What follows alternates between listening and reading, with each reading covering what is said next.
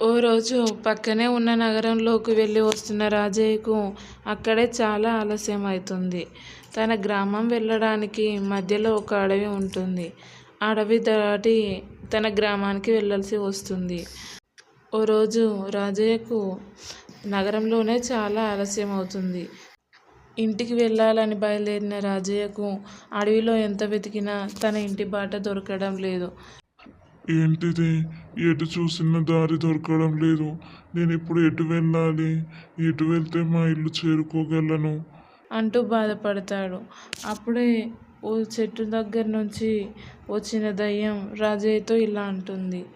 ఏం బాధపడకు రాజయ్య, నీకు మీ ఇంటి దారి నేను చూపిస్తాను అంటూ రాజయ్యతో మాట్లాడుతూ తన గ్రామం వరకు చేరుకుంటుంది. అలా రాజయ్యను తన గ్రామంలో దించి తన దారిన తను వెళ్ళిపోతుంది.